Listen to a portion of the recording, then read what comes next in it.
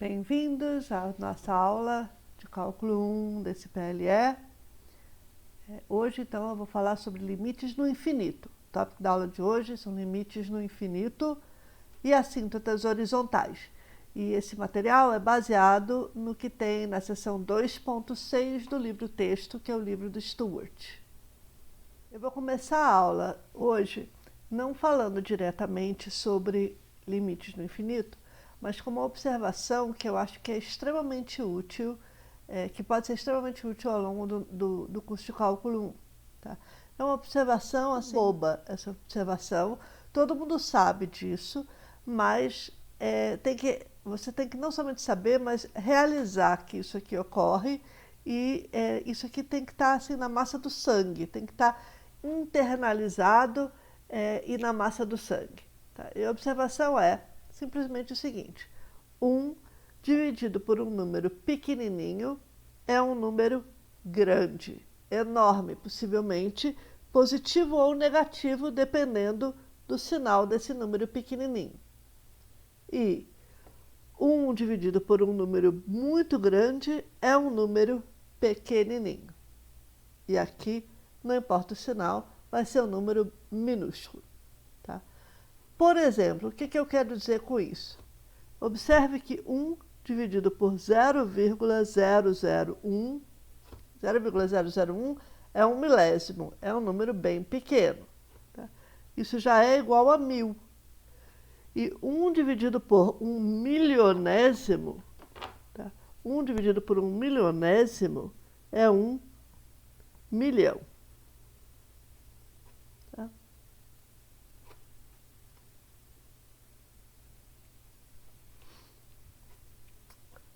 Um dividido por um milionésimo é 1 milhão. Né? Então, esse número 0,000001, que é um número muito perto de zero, muito pequenininho, é 1 milhão, que é um número enorme. Tá? Se você estivesse dividindo por, ao invés de 0,001 por menos 0,001, você ganharia menos 1000. Da mesma maneira, se você dividir por menos 0,000001, você vai ganhar menos 1 milhão. Tá? Mas o ponto é, são números enormes com um sinal, positivo ou negativo, mas são números enormes com um sinal. Por outro lado, se você dividir 1 por esse número enorme, 1000, você ganha 0,001, que é o milésimo, que é pequenininho. E 1 dividido por 1 milhão é 0,000001, que é um número bem pequeno, bem perto de zero. Tá? Quanto mais zero estiver aqui, mais perto de zero você está. Né? E se você estiver dividindo por menos, tá?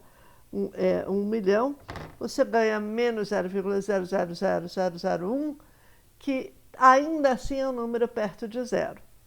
Menos 1000, menos esse cara daqui, que ainda é perto de zero. Tá? Então, essa observação é uma coisa que vai ser muito útil, porque a gente precisa usar essa observação para trabalhar com indeterminações. O que é uma indeterminação? Bom, antes da gente lidar com determinações, vamos lembrar um fato básico que vocês aprendem no colégio, no ensino fundamental até. Tá? Fato. Não pode dividir por zero.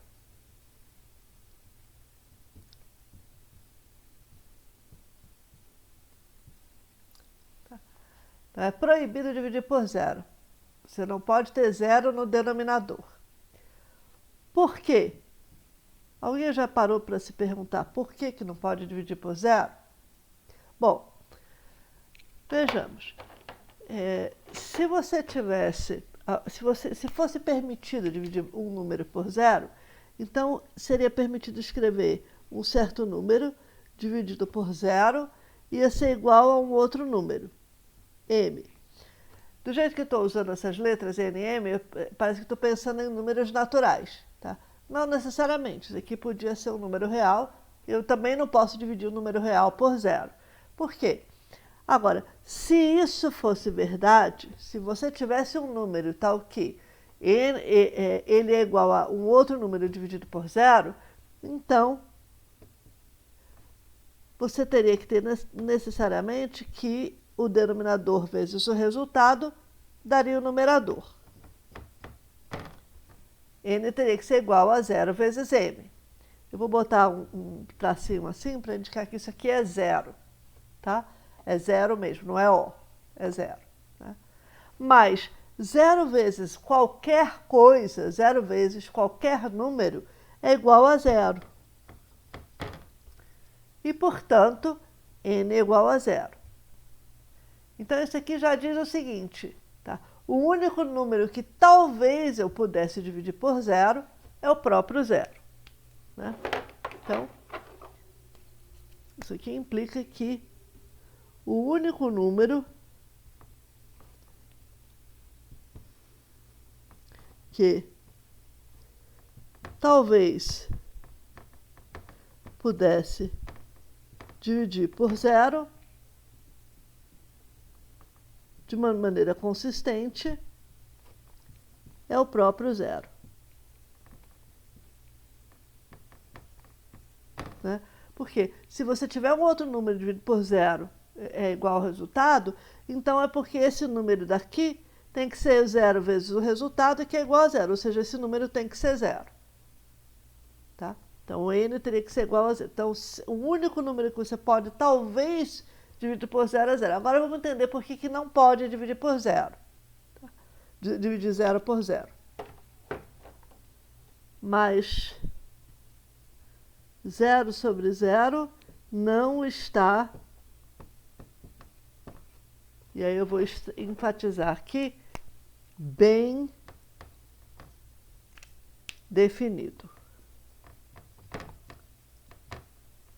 Tá?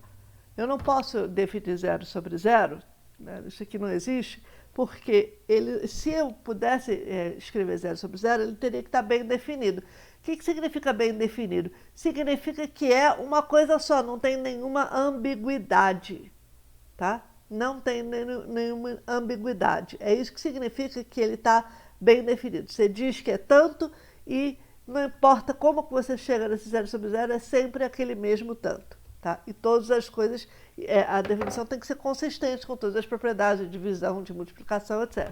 Tá? Bom, mas o que acontece aqui com o meu zero sobre zero? O problema é o seguinte, é que se você tiver zero sobre zero igual a tá? Então, também vale zero sobre zero igual a b. Ou seja, você pode ter dois números diferentes, a e b, que seriam zero sobre zero, pois zero vezes a é igual a zero e zero vezes b também é igual a zero. Né? Tá? Quer dizer, como é que você define a divisão de dois números? O quociente de dois números é o resultado, tal que se você multiplica o denominador por ele, você ganha o numerador. Tá? Lembra disso? Né? O quociente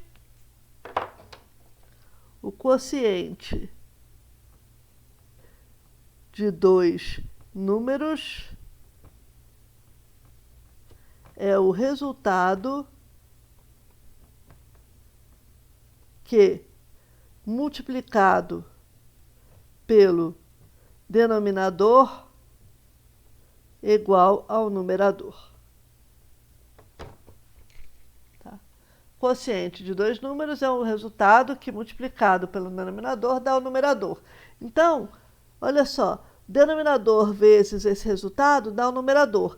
Denominador vezes esse outro resultado também dá o numerador. Então não pode ser, eu não ia saber qual dos dois que ia ser o certo. Todos os dois são consistentes, não tem como escolher um no lugar do outro. Então, o que a gente faz é que, ao invés da gente tentar definir o zero sobre zero, que a gente já viu que daria uma ambiguidade, a coisa não está bem definida, Então, a gente estuda essa coisa de dividir por zero, a gente estuda isso através de processos de limites, e limites do tipo zero sobre zero. Nós já estudamos vários, já apresentamos vários na semana passada. Tá? O que eu quero dizer com limite do tipo zero sobre zero? Eu quero dizer um limite de um quociente de duas funções, f de x e g de x, em que a função do numerador tende a zero e a do denominador também tende a zero. Então, a gente já aprendeu da nossa experiência da semana passada que a gente precisa resolver a indeterminação para poder avaliar o limite desse quociente, para achar quanto é que é esse limite do tipo zero sobre zero. Tá? O que quer dizer resolver a indeterminação? O problema é que a resposta deste limite, tá?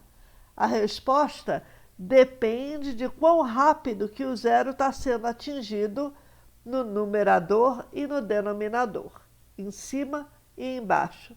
Depende do tamanho do zero no numerador e do tamanho do zero no denominador. Tem que comparar estes zeros. Tá? Muito bem. Nesses 4 exemplos que eu estou elencando aqui, você tem limites do tipo zero sobre zero. Você tem aqui limite quando x tende a zero de x ao quadrado sobre x, e isso daqui, tanto o numerador x² quanto o denominador x tendem a zero quando x tende a zero. Como é que eu calculo esse limite? Bem, a gente sabe que o que a gente tem que fazer é remover a indeterminação. Eu não sei, isso aqui vai ser um limite do tipo zero sobre zero, então tem que comparar esses dois zeros. Aí a gente usa aquele teorema que diz que se duas funções coincidem perto do ponto limite, mas não no ponto limite, mesmo que não coincidam no ponto limite, o limite das duas funções é o mesmo. E aí eu vejo que esse limite aqui é igual ao limite de x sobre 1, porque eu posso cancelar esse quadrado com esse x do denominador apenas para x diferente de zero, tá? Apenas para x diferente de zero, você pode cancelar o x² com o x do denominador. Isso aqui é o limite de x quando x tende a zero, que é igual a zero. Então, nesse caso, o zero do numerador é mais forte do que o zero do denominador. Ou, se você quiser, o zero do numerador é menor do que o zero do denominador. Então, ele é que manda e o limite é zero. Agora vamos olhar para esse outro, x sobre x², que de fato é a inversa desse, né? Então, você tem, quando x tende a zero pela direita, tá? De novo, eu tenho o numerador tende a zero, o denominador também tende a zero. Tá? Então, para onde vai esse quociente? Novamente, se x é diferente de zero, eu posso cancelar o x no numerador com o x² do denominador e ganhar isso aqui é igual ao limite quando x tende a zero pela direita de 1 sobre x. Aqui... Opa, perdão, gente. Aqui você está numa situação em que você tem 1 dividido por um número pequenininho, um número que tende a zero, um número que é cada vez mais próximo de zero, e positivo. Isso aqui é um número enorme. É um número arbitrariamente grande. Quanto mais perto eu tiver de zero pela direita, maior vai ficar esse 1 sobre x. E no limite, isso aqui tende para mais infinito. Tá? Analogamente, quando x tende a zero pela esquerda, x sobre x², que é do tipo zero sobre zero, tende para tem o mesmo limite que 1 sobre x, mas agora com x tendendo a zero pela esquerda, por valores negativos. Então, 1 sobre x é negativo, e quando x fica arbitrariamente próximo de zero, 1 sobre x fica arbitrariamente grande e negativo. Quando x tende a zero e você olha para o limite de x sobre x, x sobre x é um limite do tipo 0 sobre 0, numerador e denominador tendem a zero, mas no limite, como x é diferente de zero, eu posso cancelar numerador com denominador e eu ganho que isso aqui é o limite de 1, que é igual a 1. Então, vejam vocês, que a gente aprendeu várias coisas com esses 4 exemplos. Uma coisa que a gente aprendeu é que nem através do processo de limite a gente pode definir 0 sobre 0, porque depende. 0 sobre 0, nesse caso, depende de como que o zero do numerador e o zero do denominador são atingidos, como eles são realizados. Tá? Qual é o tamanho deles, qual é a força do zero do numerador e a força do zero do denominador. Tá? Então, no caso de x² sobre x, o x² do numerador fica muito menor do que o x do denominador, então ele é que manda, ele é muito mais forte enquanto zero e o resultado é zero. No caso de x sobre x², depende, pela direita você vai para mais infinito, pela esquerda você vai para menos infinito, o que é sinal de que a força do zero do numerador é pequena face à força do zero do denominador. Tá? Porque o que a gente está dizendo é que no limite, esse limite parece com 1 sobre o número pequeno, e não com os números pequenos dividido por 1. Tá? Se os dois zeros do numerador e do denominador tiverem a mesma força, então o limite é uma constante. Tá? Se eu podia ter aqui 2x dividido por 3x, o limite ia ser 2/3. O ponto é que é um tamanho de zero que é comparável. Tá? São forças parecidas, comparáveis, essencialmente a mesma força. Né?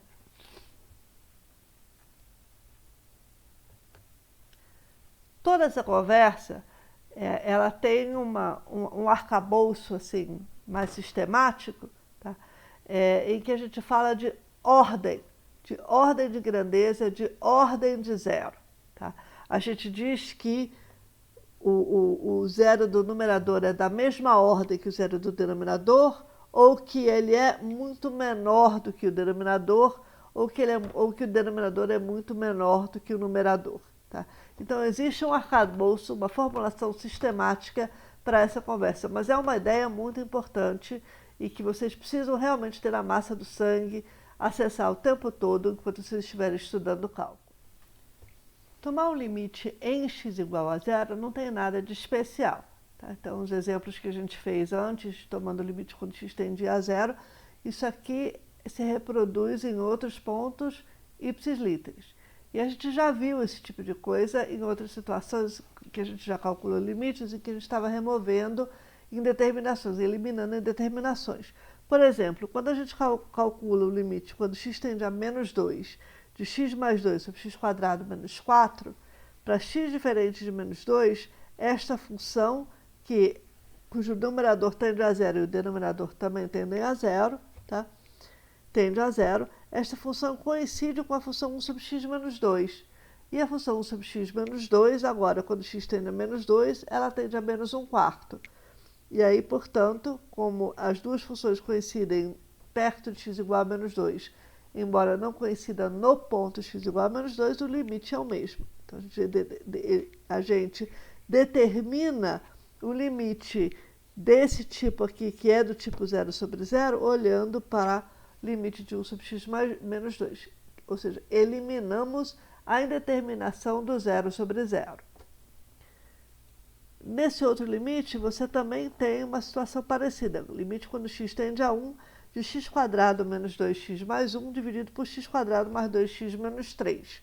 Quando x é diferente de 1, primeiro você fatora o x2 menos 2x mais 1 em x menos 1 ao quadrado, fatora o x2 mais 2x menos 3 em x menos 1 vezes x mais 3, cancela o x menos 1 do denominador, esse quadrado com o do numerador, o quadrado do numerador com o do denominador, e ganha que isso aqui é o limite de x menos 1 sobre x mais 3. Mas aqui não tem mais nenhuma indeterminação, não tem nenhuma ambiguidade, nós não temos nenhuma dúvida. Esse limite tende a zero. denominador agora tende a 4, o numerador tende a 0, o limite tende a 0. Esse terceiro limite que eu escrevi aqui é um pouco diferente do que a gente tem lidado, tá? Vamos olhar para ele. Limite quando x tende a π sobre 2 de tangente de x dividido por secante ao quadrado de x. Tá? Tangente de x, quando x tende a π sobre 2, ela fica muito grande, tá? Porque quando x tende a π sobre 2, tende a ser seno sobre cosseno. Seno de π sobre 2 é 1, cosseno de π sobre 2 é 0. Então, isso aqui é um limite do tipo 1 dividido por um número muito grande, 1 dividido por um número muito pequeno, e, portanto, é um número muito grande, positivo ou negativo. Então, a tangente de x se aproxima ou de mais infinito ou de menos infinito, dependendo do sinal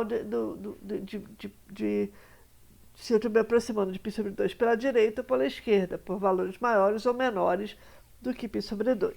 Tá? Secante ao quadrado de x é 1 sobre cosseno ao quadrado de x. Tá? E o cosseno de π sobre 2 é 0. Então, 1 sobre cosseno ao quadrado de π sobre 2 seria 1 sobre um zero positivo. Ou seja, a secante ao quadrado de x tende para mais infinito. Então, nós estamos na presença de um limite do tipo mais infinito dividido por mais infinito. E O também é indeterminado, da mesma maneira que 0 sobre 0. Como é que a gente elimina a indeterminação? O mesmo tipo de conta de sempre. Quando x é diferente de π sobre 2, a gente expande aqui tangente de x dividido por secante quadrado de x, descobre que isso aqui é igual a seno de x dividido por secante de x. Tá? E, novamente, quando x tende a π sobre 2, o meu numerador tende a 1, o meu denominador tende para mais ou menos infinito, dependendo se eu estou me aproximando de π sobre 2 pela direita ou pela esquerda. Ou seja, isso aqui tende para um número 1 dividido por um número muito grande, e que a gente sabe que é um número muito pequeno. E, de fato, você pode reescrever seno de x vezes secante de x como seno de x vezes cosseno de x. Tá? E esse produto aqui claramente tende a 0 quando x tende a π sobre 2. Então é uma instância daquele negócio de que 1 dividido por um número muito grande é um número pequenininho. Até agora, nós tomamos limites em pontos finitos, ou seja, os x's, as abscissas, se aproximam de um certo valor finito, de um certo ponto na reta finito. Mas também é uma pergunta válida a gente se perguntar o que acontece com os valores da minha função f de x, qual é a tendência dos valores da minha função f de x à medida que o x fica enorme positivo ou enorme negativo. Nós estamos tentando conhecer aspectos qualitativos das minhas expressões para f de x, das minhas fórmulas para f de x, tá? E, eventualmente, dos gráficos também que a gente vai estar esboçando de y igual a f de x. Então, é uma pergunta importante saber o que está acontecendo com esses gráficos, já que a gente não pode nunca chegar no mais infinito ou no menos infinito no eixo dos x's, pelo menos a gente pode tentar vislumbrar qual é a tendência dos valores de f quando x fica arbitrariamente grande positivo ou arbitrariamente grande negativo. Tá? A gente expressa isso com a notação limite quando x tende setinha aqui mais infinito ou limite x setinha menos infinito. Tá? E, novamente, a gente tem que lidar com indeterminações. Do mesmo jeito que 0 sobre 0 é uma indeterminação, infinito sobre infinito também é uma indeterminação. Também tem que ser eliminado e também depende de quão rápido que você chega em infinito, a força do infinito ou o tamanho deste infinito. Então, para ilustrar isso, vamos olhar para estes exemplos daqui que eu escrevi. Limite quando x tende para mais infinito de x sobre x quadrado. Tá? Bom, o meu numerador x tende para infinito, o denominador x² também tende para infinito. Qual desses infinitos é mais forte? Bom, aqui eu não preciso escrever x diferente de mais infinito.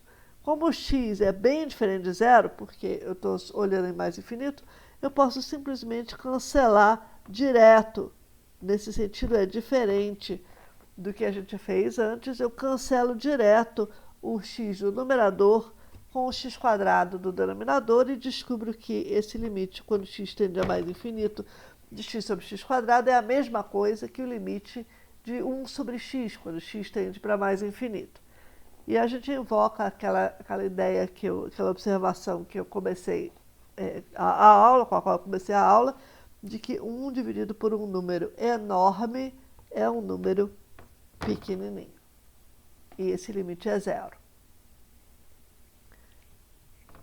Se a gente olha para o limite quando x tende a mais infinito de x² sobre x, a gente vê que isso aqui é igual ao limite em mais infinito de x, porque eu cancelo esse quadrado do numerador com o denominador e ganho x.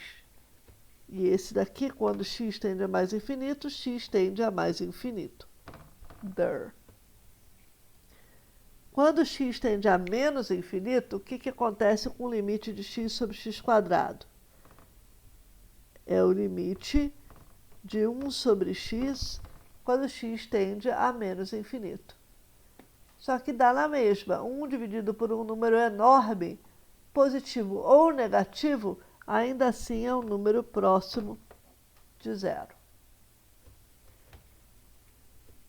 Assim como eu fiz com o limite de x² sobre x quando x tende para mais infinito, eu vou fazer a mesma coisa para calcular esse limite em menos infinito. x² sobre x é o limite de x, que é menos infinito.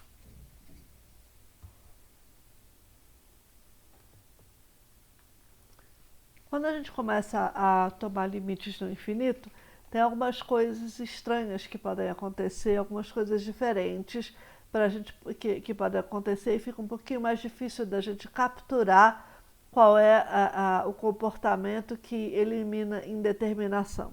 Então, por exemplo, vamos olhar para esse limite aqui, esse primeiro limite que eu escrevi. Limite quando x tende para mais infinito de x² mais x menos 8 dividido por 2x² menos 5. Não é óbvio de imediato se tem um dos limites que é mais forte do que o outro. Tá?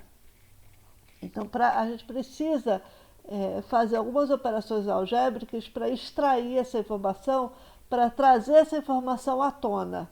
Tá? A primeira coisa que a gente nota é que quando x vai para mais infinito, fica arbitrariamente grande e positivo, x² mais x menos 8 fica enorme também, porque esse menos 8 aqui fica irrisório face ao x² e ao x.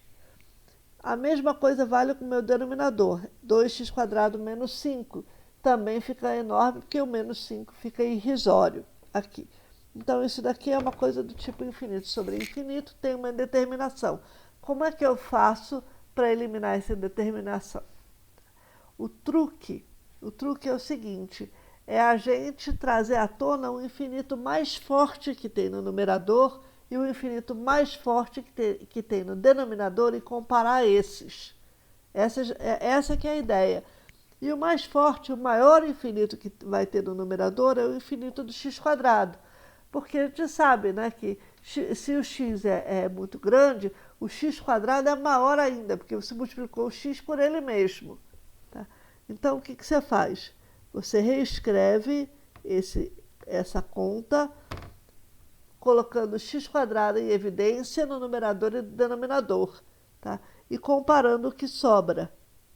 Então, meu numerador vai ser x² que multiplica 1 mais 1 sobre x menos 8 sobre x². E o denominador é x² que multiplica 2 menos 5 sobre x². Beleza. Agora, eu posso cancelar esse x quadrado do numerador com o x quadrado do denominador e olhar para o que sobra. E o que aconteceu com o que sobra? Quando x tende a mais infinito, vamos olhar para esse numerador. 1 sobre x é 1 sobre um número enorme. Esse número é muito pequeno. 8 sobre x quadrado é 8 dividido por um número enorme ao quadrado. É um número que tende a zero também. Então, isso aqui tende a zero. Então, o meu numerador tende para 1. E o meu denominador tende para 5 sobre x quadrado, tende para zero. É 5 dividido por um número enorme. Então, meu denominador tende para 2. Resultado, esse limite é 1/2. Ok? O que eu fiz, gente? O que eu fiz foi, eu peguei e coloquei em evidência, eu comparei o maior infinito que aparece no numerador e o maior infinito que aparece no denominador. Foi isso que eu fiz. Tá? E aí, por acaso, eu consegui cancelar os dois e o resultado deu uma constante. Isso é sinal que o infinito do numerador e do denominador eram comparáveis de fato. E esse segundo exemplo, limite quando x vai para mais infinito da raiz de 3x² mais 4x dividido por 5x menos 7. Agora tem a raiz quadrada no numerador. Complicou minha vida. Bom, primeira observação, quando x vai para mais infinito, 3x² é positivo, bem positivo, e o 4x também é bem positivo, porque o x é muito grande e positivo. Então não tem problema nenhum com o domínio dessa função aqui, raiz de 3x² mais 4x. Eu estou perto, eu estou olhando para os x's que me interessam, são os x's muito grandes e positivos. Tá? Bem, quando x vai para mais infinito, meu numerador vai para mais infinito, porque 3x² mais 4x fica tão grande quanto eu quiser, e eu tiro a raiz quadrada, ainda é um número muito grande. O denominador tem esses 5x menos 7, mas esse menos 7 vai ficar irrisório quando eu estiver olhando para x igual a 50 bilhões. Tá? Bem, então, vamos tentar novamente, já que a gente está na presença num limite do tipo infinito sobre infinito, vamos tentar novamente cancelar os infinitos ou comparar os infinitos mais fortes. Então, quem é o infinito mais forte do numerador? É esse raiz de 3x², raiz de x². Então, eu vou botar isso aqui em evidência. Isso aqui é raiz de x² que multiplica 3 mais 4 sobre x, dividido por x que multiplica 5 menos 7 sobre x. Okay? Então, veja, x² vezes 3 deu 3x², x² vezes 4 dividido por x deu 4x. Tá? Agora, como eu estou interessada apenas em x muito grande e positivo, a raiz de x², essa raiz desse produto é produto das raízes. E a raiz de x² é igual a x, porque o x é muito grande e positivo para efeitos dessa conta, do que eu estou interessada. Então, isso aqui é igual a x vezes raiz de 3 mais 4 sobre x, dividido por x vezes 5 menos 7 sobre x. Cancela o x do numerador com o x do denominador, e aí a gente analisa e observa que 4 sobre x tende a zero. Então, 4 sobre x tende a zero. Tá? Menos 7 sobre x tende a zero. E, portanto, isso aqui tudo tende para raiz de 3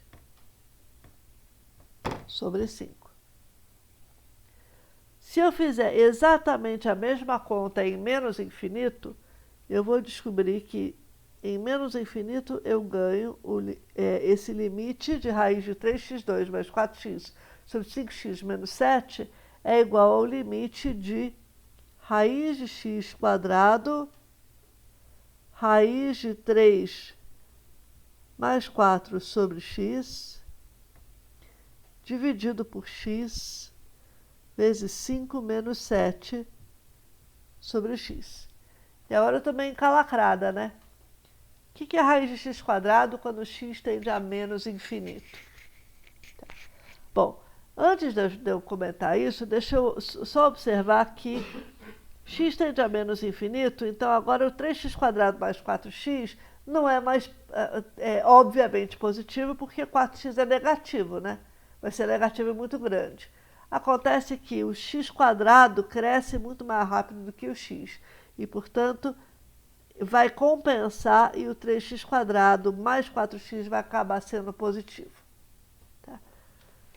Bem, voltando aqui, o que é a raiz de x quadrado quando x é negativo? Se eu escrevesse que raiz de x quadrado é igual a x, tá, eu estaria dizendo que a raiz de x quadrado é um número negativo. Tá? E não é. A gente sempre convenciona que quando a gente escreve raiz, a gente está falando da raiz positiva. Portanto, raiz de x quadrado, na verdade, é módulo de x, é o valor absoluto de x,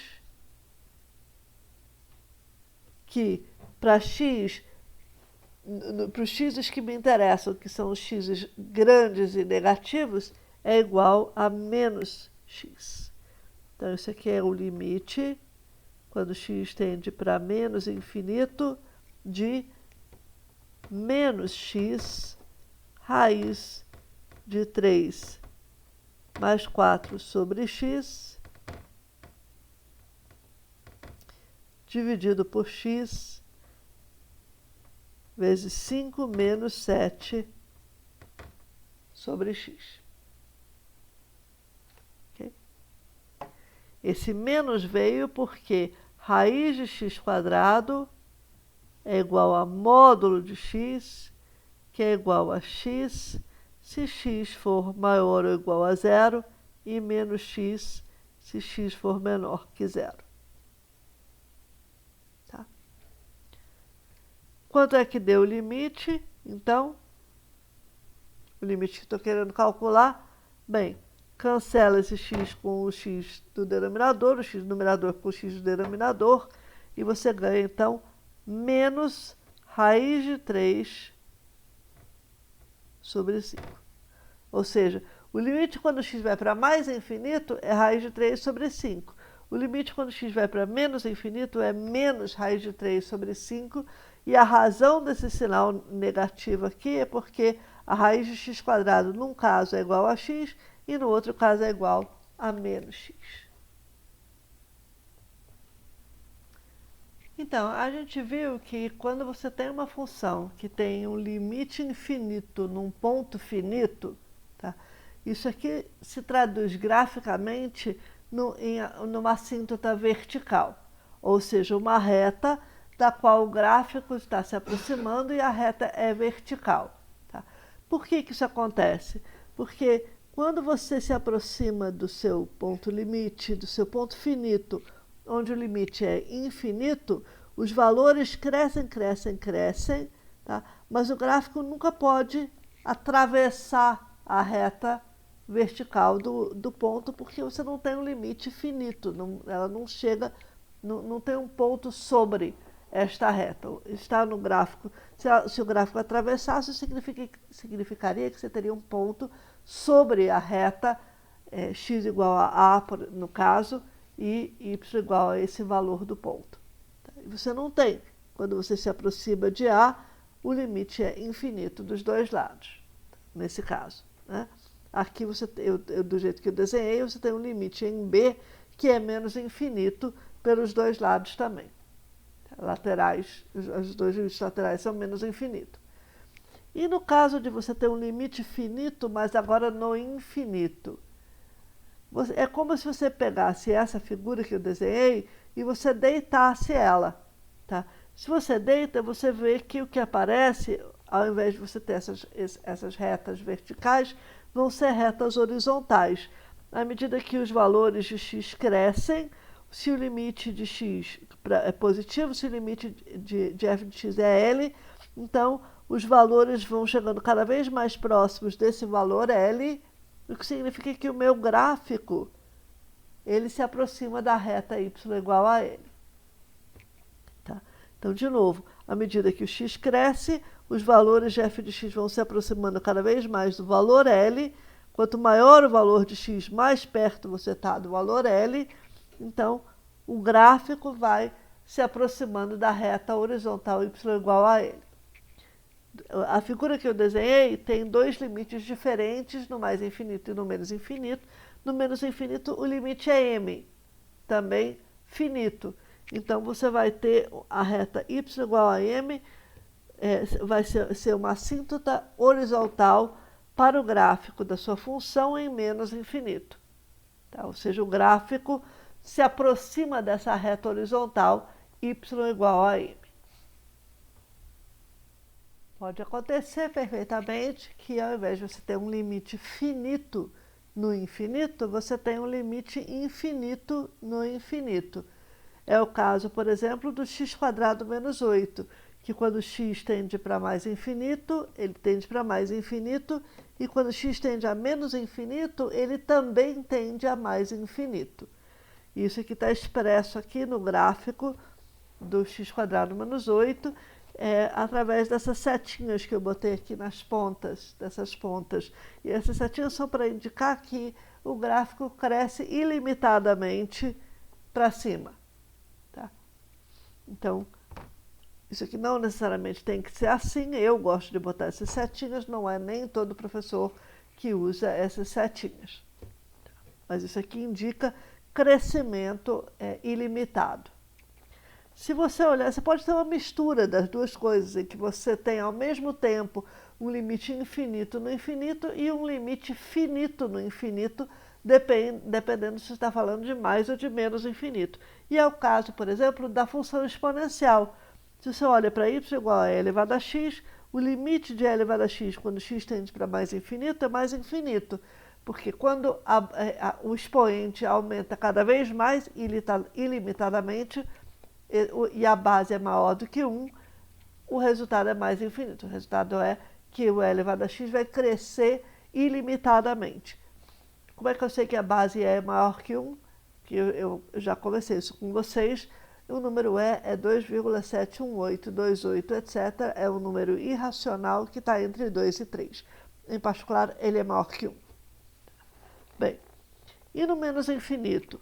No menos infinito, você olha para e elevado a x, para x tendendo a menos infinito, e isso aqui é a mesma coisa que você olhar para e elevado a menos x com x tendendo a mais infinito.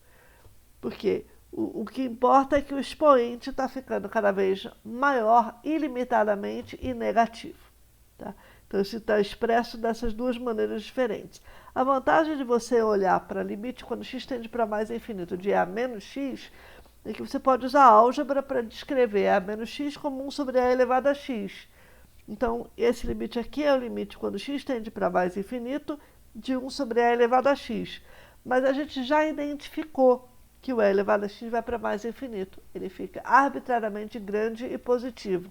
Então, 1 dividido por um número arbitrariamente grande e positivo é um número próximo de zero. Portanto, esse limite é zero. E aí a gente consegue expressar esses dois fatos aqui no gráfico do e elevado a x dessa maneira que está desenhado. Quando x é muito grande e negativo, os valores vão ficando cada vez mais próximos de zero. Quando x é muito grande e positivo, os valores crescem ilimitadamente. Aqui estão os valores do e elevado a x para cada x. Né? E a gente vê que isso aqui cresce ilimitadamente para x positivo, e isso aqui fica cada vez mais perto de zero para x negativo. Bom, gente, isso aqui encerra essa parte da aula, tá? Essa parte de conteúdo, E a gente vai fazer muitos e muitos exemplos na segunda metade da aula, na segunda parte dessa aula.